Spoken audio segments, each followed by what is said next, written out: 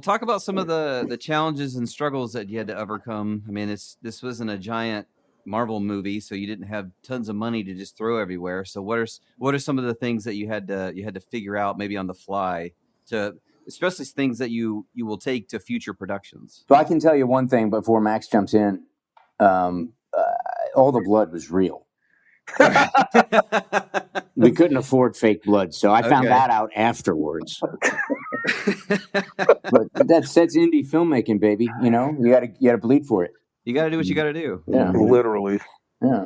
I think we had there was a lot at the beginning. Yeah, there was a lot of this is one of the more painful things about directing a film is that you at the very beginning during prep you're talking about budget and you give your wish list over and say this is what I want, this is what I need to create my vision, and then the producers start going through that and whittling it down to what's realistic. So we gave up a lot in terms of set design, I think, and I don't think you'll know. I don't think it shows because we got really creative in how to kind of fill those gaps.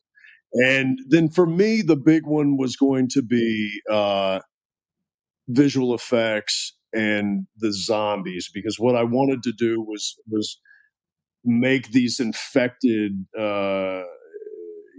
characters kind of have their eyes go opaque and their skin turn green and their veins to become more pronounced, and and kind of like you when you get out of the gym. Exactly, kind of morph into me post workout. So it's but I had a great visual effects team that cut me a deal, man. It's all about cutting deals. It's like really nice, yeah. It's favors and favors and favors, and then you go, hey, on the next big one, I'm coming back to you.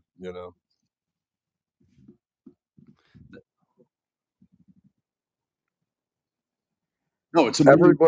Everybody at the horror con loved it. Yeah, so it's amazing. They really did. And also too, in Max's credit, I think too, when you had to change something, it wasn't a big, like, we threw this obstacle in his way and he was like, all right, well, we're just going to roll around it. And we just kind of shifted course and did something else. We're like, all right, what do you want us to change? And we'll change it in the script to fit what you need us to do. So it was really a good working relationship between the three of us in the prep and all that. So it really worked out well. And I think that's to everybody's credit.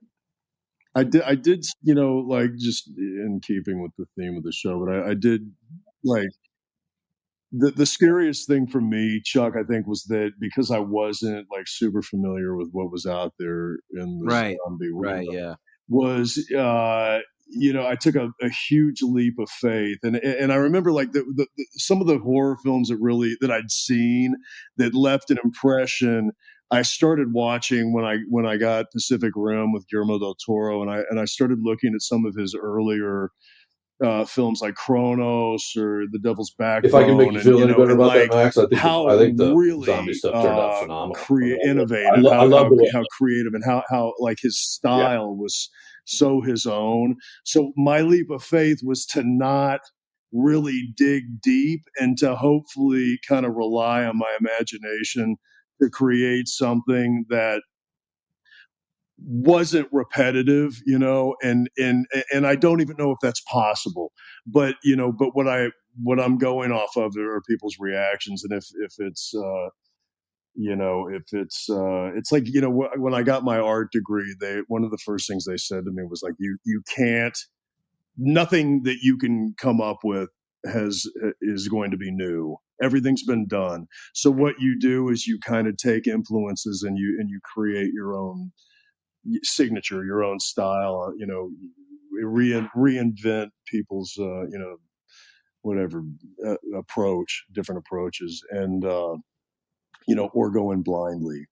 and just basically he winged it. That's what he said. That's exactly what I'm saying. He winged it. Long-winded way of saying.